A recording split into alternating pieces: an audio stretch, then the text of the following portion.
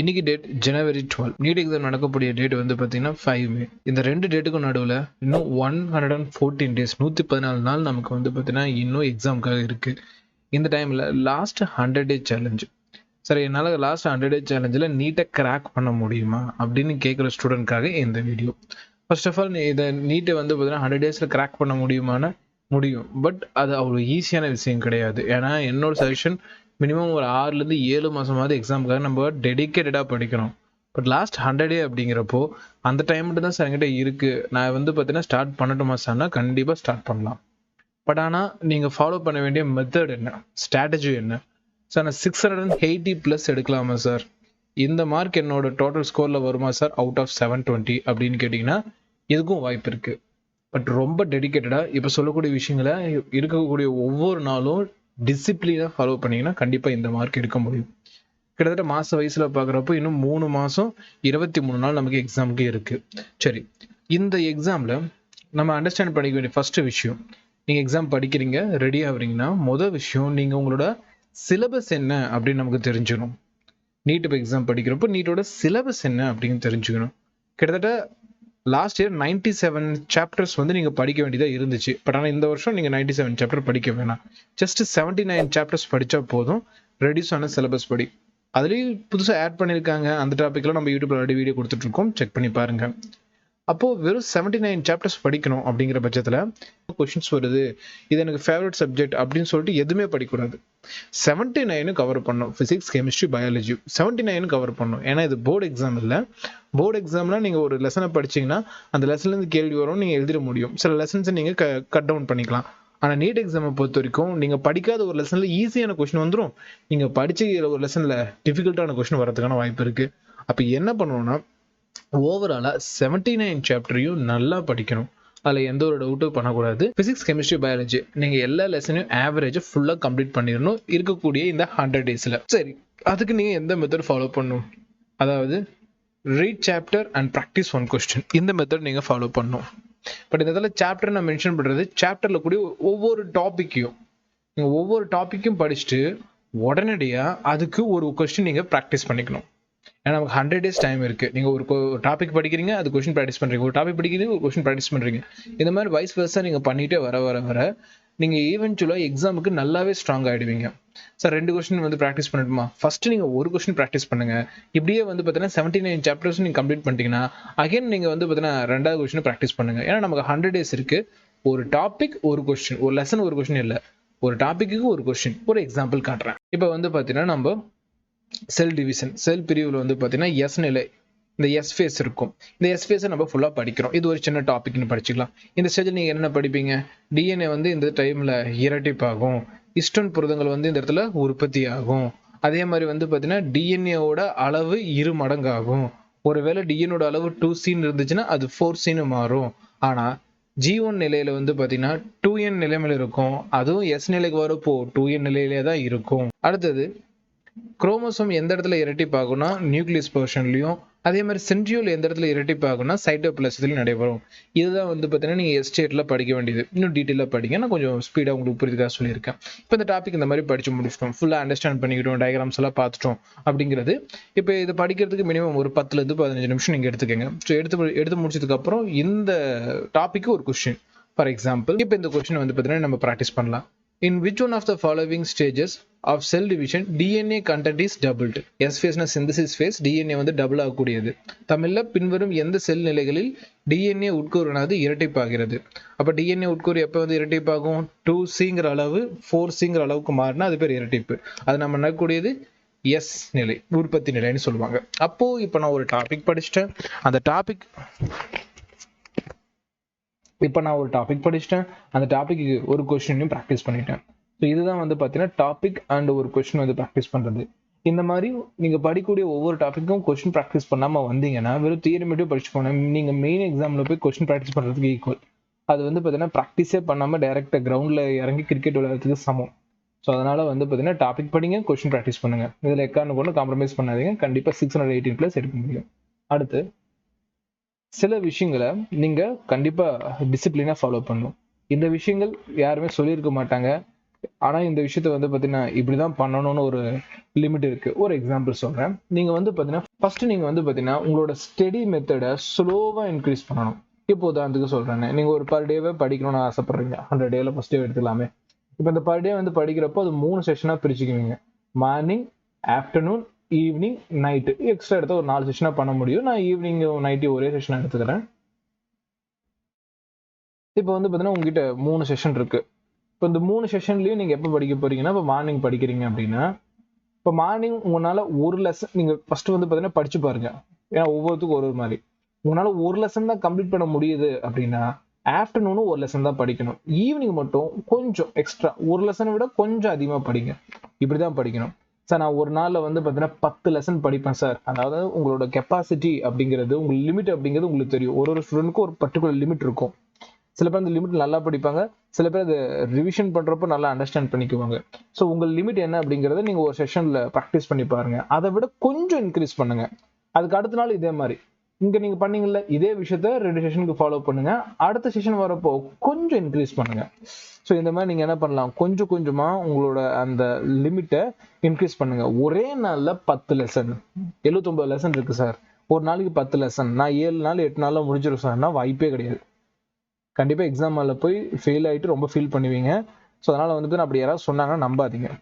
So உங்களால் வந்து பார்த்தீங்கன்னா ஒரு நாளில் 10 லெசன்லாம் படிக்க முடியாது. பிகினர்ஸ்க்கு வாய்ப்பே கிடையாது. பிகினர்ஸ்க்கு ஒரு நாளைக்கு 3 லெசன் அப்படிங்கிறது ரொம்ப ஹார்டாக இருக்கும். அதுவும் அந்த டாபிக் படிச்சு அந்த கொஸ்டின் ப்ராக்டிஸ் பண்ணி அதை மெமரி பண்ணுறதுக்கு இன்னும் ஹார்டாக இருக்கும். ஸோ ஒரு நாளைக்கு 3 லெசன் அப்படிங்கிறது நமக்கு ஒரு பெரிய டாஸ்க் தான். பட் இந்த டாஸ்க் நீங்கள் கம்ப்ளீட் பண்ணுறப்போ கொஞ்சம் டைம் எடுத்துக்கங்க. உங்களால் ஒரு நாளைக்கு 3 லெசன் முடிக்க முடியல, 2 லெசன் வச்சுக்கோங்க. இப்படி பொறுமையா ஸ்டெப் பை ஸ்டெப்பா வாங்க. சார் நான் ஒரு நாளைக்கு ஒரு லெசன் வச்சுக்கிட்டா கூட 100 டேஸ்ல நீங்க வந்து 79 சாப்டர் தான் கம்ப்ளீட் பண்ணணும். ஸோ தாராளமா நீங்க ஒரு நாளைக்கு ஒரு லெசன் அப்படிங்கிற விதத்துல பொறுமையா படிக்கலாம், எந்த ஒரு ஹரிபரி இல்லாமையும். அப்பயுமே ஒரு பாயிண்ட் இருக்கு. இனிஷியல்ல ஒரு 7 to 6 டேஸ்க்கு அப்புறமேட்டுக்கு அந்த சைக்கிள் நீங்க எங்கேயாவது பிரேக் பண்ணிட்டீங்க அப்படின்னா நீங்க ஃபெயிலியர் தான். அப்புறம் அகைன் வந்து பாத்தீங்கன்னா நீங்க ஸ்டார்ட் பண்ற மாதிரி இருக்கும். ஸோ ப்ராப்பரா இருங்க. அது பேர் தான் டிசிப்ளின்னு சொல்லுவேன்.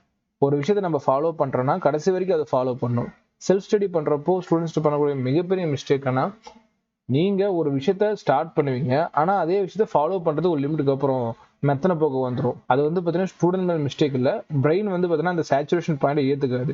எத்தனை நாள் நம்ம விளையாட்டுத்தனமா இருந்துட்டு திடீர்னு ஒரு நாள் நம்ம படிக்க உட்காந்தோம்னா நம்ம மைண்ட் வந்து பாத்தீங்கன்னா என்ன திடீர்னு படிக்க ஆரம்பிக்கிறோம், அதுக்கு அடாப்ட் ஆகுது கொஞ்சம் டைம் எடுத்துக்கும். அந்த அடாப்டேஷனுக்கு அதை எடுத்துக்கிற டைம்ல நமக்கு எக்ஸாமும் வந்துடும். அப்ப நம்ம ரிசல்ட் வராது, நம்ம ரொம்ப ஃபீல் பண்ற ஒரு சுச்சுவேஷனுக்கு போயிடுவோம். அதனால உங்க லிமிட் என்னன்னு தெரிஞ்சுக்கிட்டு அதுக்கேற்ற மாதிரி படிங்க. அதுக்கப்புறம் நீங்க ஓவரால் 79 சாப்டர்ஸையும் ஃபுல்லா கவர் பண்ண தான் பார்க்கணும். 79 சாப்டர்ஸ் நீங்க படிச்சு தான் ஆகணும். எப்பயுமே இந்த ஒரு விஷயத்த ஃபாலோ பண்ணாதீங்க. உங்களோட ஃபேவரட் டாபிக்கை பிக் பண்ணி படிக்காதீங்க. அது நீட்டுக்கு ஒர்க் அவுட் ஆகாது. போர்டு எக்ஸாமுக்கு ஒர்க் அவுட் ஆகுமே தவிர்த்து நீட் எக்ஸாமுக்கு ஒர்க் அவுட் ஆகாது. ஃபார் எக்ஸாம்பிள் எனக்கு பயாலஜி ரொம்ப ஃபேவரட். அப்போ நான் பயாலஜியில் வந்து எல்லா லெசனும் படிப்பேன். ஃபிசிக்ஸில் ஒரு 10 லெசன் தான் படிப்பேன். ஆனால் கெமிஸ்ட்ரியில் எல்லா லெசனும் படிப்பேன். அப்படிலாம் படிக்கக்கூடாது. 79 சாப்டர்ஸ் இருக்குன்னா 79 சாப்டர்ஸும் நல்லா ஸ்ட்ராங்காக ஹார்ட் ஹிட்டிங்காக படிக்கணும். அப்படி படிச்சா மட்டும் தான் உங்களால வந்து கிளிக் பண்ண முடியும். சார் இந்த 10 சாப்டர் படிச்சா இத்தனை வெயிட்டேஜ் கொஸ்டின் சார் அப்படின்னு நீங்க பார்த்துருப்பீங்க நிறைய இடத்துல, யூடியூப்ஸ் வீடியோஸ்லையும் பார்த்துருக்கலாம், ஸ்டாஃப்ஸும் சொல்லியிருக்கலாம். ஆனா அந்த விஷயம் வந்து பார்த்தீங்கன்னா ஒவ்வொரு டைமும் ஒர்க் அவுட் ஆகாது. ஃபார் எக்ஸாம்பிள் இந்த வருஷம் 4 கொஸ்டின் ஒரு லெசன்ல கேட்கறான்னா அடுத்த வருஷம் கொஸ்டினே கேட்காம கூட போகலாம். அதெல்லாம் ஒன்றும் ரூல் கிடையாது. இந்த லெசன்ல வந்து இத்தனை கொஸ்டின் கேட்கறாங்கன்னா அடுத்த வருஷம் அதே லெசன்ல அத்தனை கேள்வி கேட்கணுங்கிற அவசியம் கிடையாது. பட் வெயிட்டேஜ் சொல்லுவாங்க. ஆவரேஜா பார்த்தா வருஷம் 2 கேள்வி 3 கேள்வி. திடீர்னு ஒரு வருஷம் ஒரு கேள்வி வரும். அந்த திடீர்னு வர ஒரு வருஷத்துல வந்து நீங்க எக்ஸாம் எழுதினா மாட்டிக்குவீங்க தானே. ஸோ அதனால அந்த மாதிரி விஷயங்களை நம்பாதீங்கண்ணா. ஸோ நல்லா படிங்க, எல்லா லெசனையும் கவர் பண்ணுங்க. நான் சொன்ன மாதிரி ஒரு ஒரு லெசனுக்கும் ஒரு ஒரு டாபிக்கும் நீங்க ஒரு ஒரு கொஸ்டின் ப்ராக்டிஸ் பண்ணுங்க. முடிச்சதுக்கு அப்புறமேட்டுக்கு நல்ல ஃபுட் எடுத்துக்கங்க, சாப்பிடுங்க. ஓகேங்களா? 3 வேளை சாப்பிட்றதுல எந்த வகையானதும் ஸ்கிப் பண்ணாதீங்க. லஞ்சு டின்னர் சொல்லிட்டு எதையும் அவாய்ட் பண்ணாதீங்க. நல்லா சாப்பிடுங்க. முடிஞ்ச வரைக்கும் 7 ஹவர்ஸாவது தூங்கிடுங்க. ஒரு 7 6 மணி நேரமா தூங்குங்க. ஸோ இவ்வளோ 7 மணி நேரம் தூக்கம் வந்து பார்த்தீங்கன்னா ஆவரேஜாக ஒரு நீட் ஸ்டூடெண்ட்க்கு போதுமானது. ஸோ நல்லா தூங்குங்க. அதில் எந்த ஒரு டவுட்டும் வேணாம். உடம்புக்கு தூக்கத்தை வந்து இது பண்ணிடாதீங்க. அப்புறம் அது எக்ஸாமில் போய் தூக்கத்தை கேட்கும். ஸோ உங்களோட பிரெயின் வேற பாடி வேற அப்படிங்கிற விஷயத்த அண்டர்ஸ்டாண்ட் பண்ணிக்கோங்க. உங்க பாடி வந்து சில விஷயங்கள் கேட்கும். ஃபார் எக்ஸாம்பிள் ஸ்லீப், டயர்ட்னஸ், இதெல்லாம் வந்து பார்த்தீங்கன்னா அந்த பாடி கேட்கும். அதுக்கேற்ற மாதிரி நீங்கள் அதுக்கு ஒத்துழைச்சு அதை கொடுக்கலைன்னா அதுவே ஃபோர்ஸ் பண்ணி உங்ககிட்ட இருந்து வாங்கிக்கும். அதனால வந்து பார்த்தீங்கன்னா உடம்புக்கு ப்ராப்பர் ரெஸ்ட் கொடுங்க. அடுத்து ஓவர் திங்க் பண்ணாதீங்க. ஓவர் திங்க் மீன்ஸ் நான் 79 சாப்டரையும் 79 நாள் கண்டிப்பாக படிச்சிருவேன், அப்படின்னு நினச்சிக்கிட்டு 100 days ஆனால் கூட அதை படிக்காமல் இருப்பாங்க. அப்படிங்கிறப்போ அதை வந்து ஓவர் திங்க் சொல்லுவாங்க. இனிஷியல் டேவில் நீங்கள் ப்ரிப்பேர் பண்ணாதீங்க. உங்கள் லிமிட் என்ன அப்படிங்கிறத மட்டும் ஃபஸ்ட்டு அண்டர்ஸ்டாண்ட் பண்ணுங்க. நம்மளால எவ்வளோ படிக்க முடியுது, எத்தனை கொஸ்டின் ப்ராக்டிஸ் பண்ண முடியுது, நம்மளோட லிமிட். அதை கொஞ்சம் கொஞ்சமாக உடச்சி மேலே கொண்டு வரணும். அது 100 days பண்ண முடியுமானா பண்ண முடியும். அதுக்கு நீங்கள் டிசிப்ளினாக டெய்லியும் பண்ணணும். இன்பிட்வீனில் ஒரு நாள் 2 நாள் பிரேக் பண்ணாலும் மறுபடியும் நீங்கள் அந்த சைக்கிளை ஃபர்ஸ்ட்ல ஸ்டார்ட் ஆகிற மாதிரி பார்த்துக்கணும். அப்போது ஒரு கஷ்டமான டாஸ்க்கு தான் இந்த 100 days. ஸோ ஈஸியான டாஸ்க்னா கண்டிப்பாக கிடையாது. 1 yearனா ஓகே, நம்ம வந்து பொறுமையாக படிக்கலாம், நிறைய டாபிக்கு படிக்கலாம். ஒரு டாபிக் 2-3 கொஸ்டின்ஸ் கூட ப்ராக்டிஸ் பண்ணி பார்க்கலாம், 4-5 கொஸ்டின்ஸ் கூட ப்ராக்டிஸ் பண்ணி பார்க்கலாம். பட் நமக்கு இருக்குது லாஸ்ட் 100 days. இதை வந்து பார்த்தீங்கன்னா கம்பல்சரி நீங்கள் ஃபாலோ பண்ணீங்கன்னா நீங்கள் 680+ வந்து பார்த்தீங்கன்னா போகிறதுக்கான வாய்ப்பு இருக்குது. அதுவும் நீங்கள் நான் சொன்ன மாதிரி நீங்கள் ஃபாலோ பண்ணிட்டீங்க அப்படின்னா ஒரு டாப்பிக்கு 2-3 கொஸ்டின்ஸ் ப்ராக்டிஸ் பண்ணுற அளவுக்கும் நமக்கு வாய்ப்பு இருக்குது. அடுத்தது வந்து இயர் கொஸ்டினை பிக் பண்ணுங்க. இப்போ நீங்கள் இயர் கொஸ்டின் ப்ராக்டிஸ் பண்ணாமல் போயிடாதீங்க. ப்ரீவியஸ் இயர் கொஸ்டின் ப்ராக்டிஸ் பண்ணுங்க. அந்த இயர் கொஸ்டினில் நீங்கள் தெரிஞ்சுக்க வேண்டியது அந்த கொஸ்டினை தாண்டி அந்த topic. For example, gravitational potential பற்றி ஒரு கொஸ்டின் வந்திருக்கு, புவியீர்ப்பு அழுத்தம்னு சொல்லுவாங்க. இதுலேருந்து ஒரு கொஸ்டின் வந்திருக்கு அப்படின்னா அது ரிலேட்டடாக அந்த டாபிக் ஃபுல்லாக கவர் பண்ணிட்டீங்கன்னு வைங்களேன், அதுலேருந்து பேஸ் பண்ணி இன்னொரு கொஸ்டின் வரப்போகுது. ஸோ ப்ரீவியஸ் இயர் கொஸ்டினில் இருக்கக்கூடிய டாபிக்ஸ் இதையும் இந்த 100 days நீங்கள் என்ன பண்ணணும், சைட் பை சைடு ஷெடியூல் போட்டு படிச்சுட்டே வரணும். சரி, இதெல்லாம் படிச்சுட்டு வரீங்கன்னா ஃபுல் டெஸ்ட் எழுதி பார்க்கணும். ஃபுல் டெஸ்ட் கொஸ்டின் பேப்பர்ஸ் அது நீங்கள் எழுதலைன்னா, நீங்கள் ஒரு டாபிக் ஒரு கொஸ்டின் படித்து எல்லாமே தெரிஞ்சால் கூட 3 hours 20 minutes நீங்கள் எக்ஸாம் முடிச்சாகணும். இதுதான் உங்களோட டாஸ்க்கு. 3 hours 20 minutes எக்ஸாம் முடிச்சுட்டு நீங்கள் வெளியே வரணும். அப்படின்னா கண்டிப்பாக ஒரு 720 மார்க் இருக்கக்கூடிய ஒரு ஃபுல் டெஸ்ட் கொஸ்டினை நீங்கள் ப்ராக்டிஸ் பண்ணணும். சரி, எத்தனை ப்ராக்டிஸ் பண்ணலாம் சார் அப்படின்னா 4 daysக்கு ஒரு கொஸ்டின் ப்ராக்டிஸ் பண்ணலாம்.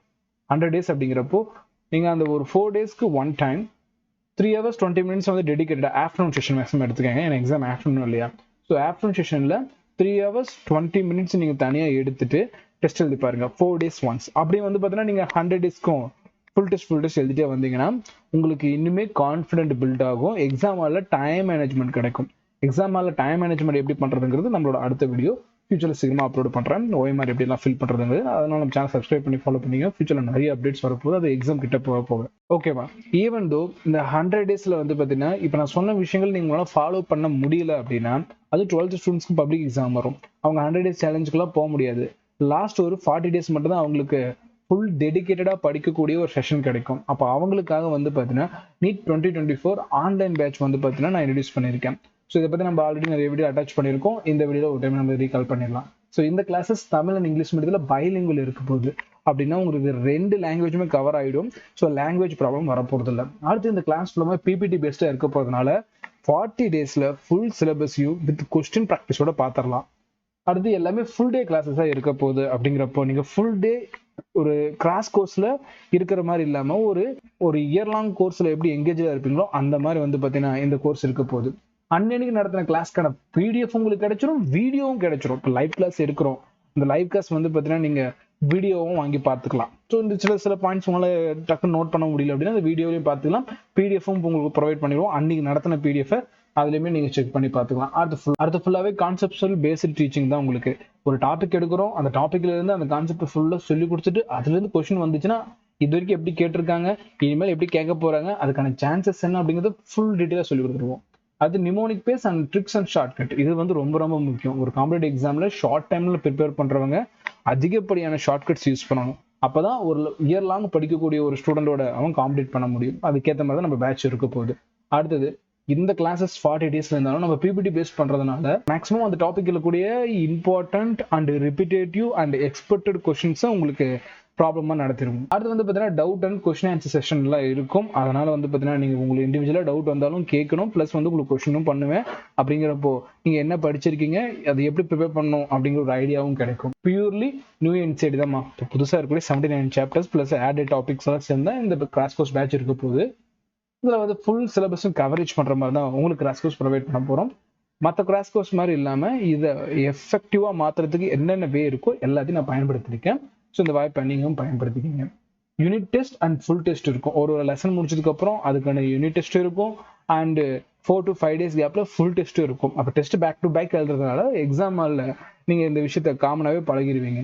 அடுத்து வந்து பார்த்தீங்கன்னா கிளாஸஸ் எப்போ ஸ்டார்ட் ஆகுதுன்னா 25 12th எக்ஸாம் முடிச்சுட்டு 2 daysக்கு அப்புறம் வந்து பார்த்தீங்கன்னா மண்டேலேருந்து நம்ம கிராஸ் கோர்ஸ் ஸ்டார்ட் ஆகுது. நீட் எக்ஸாம் வரைக்குமே நடக்கும். இது எல்லாமே ரீவிசிட்டபிள் கிளாஸஸ் தான். நீங்கள் லைவ் கிளாஸ் அட்டன் பண்ணிட்டு அதுக்கான வீடியோ ரெக்கார்டிங் உங்களுக்கு கொடுத்துருவோம். நீங்கள் திருப்பி அந்த வீடியோ போட்டு பார்த்துக்கலாம். சரி, முக்கியமான விஷயம், இந்த கோர்ஸோட ஃபீஸ் என்ன? எல்லாருமே அஃபோர்டபுள் பண்ண முடியும். நிறைய ஸ்டூடெண்ட் ஜாயின் பண்ணணும் அப்படிங்கிறதுக்காக தான் இந்த ஃபீஸ் கொடுத்துருக்கேன். ஜஸ்ட் 2900 $2900 மட்டும்தான் உங்களுக்கு இந்த கோர்ஸ்க்கான ஃபீஸ். ஃபர்தராக உங்களுக்கு ஏதாவது டவுட் இருந்துச்சுன்னா ஸ்க்ரீனில் காட்டக்கூடிய 9080549820 நம்பருக்கும் 8012805001 அப்படிங்கிற நம்பரும் நீங்கள் டைரெக்டாக கான்டாக்ட் பண்ணி கிராஷ் கோர்ஸ்க்கான அட்மிஷனை என்சர் பண்ணிக்கோங்கம்மா. ஸோ இந்த கிராஷ் கோர்ஸ் அப்படிங்கிறது நான் இண்டிவிஜுவலாக இந்த 4 to 5 years டீச்சிங் எக்ஸ்பீரியன்ஸில் ஸ்டூடெண்ட்ஸ்க்கு எப்படி கொடுத்தா யூஸ்ஃபுல்லாக இருக்கும் அப்படிங்கிறத பேஸ் பண்ணி நடத்தக்கூடிய ஒரு கோர்ஸ். யாரெல்லாம் பயன்படுத்தலாம்னு இருக்கீங்களோ பயன்படுத்திக்கிங்க. அடுத்தடுத்து நீட் ரிலேட்டடான வீடியோஸ்லாம் தொடர்ந்து அப்லோட் ஆகிட்டு இருக்கும். அதுக்காக நம்ம சேனல் சப்ஸ்கிரைப் பண்ணி ஃபாலோ பண்ணிக்கங்க. இதே மாதிரி இன்னொரு வீடியோ மீட் பண்ணலாம். தேங்க்யூ ஃபார் வாட்சிங்.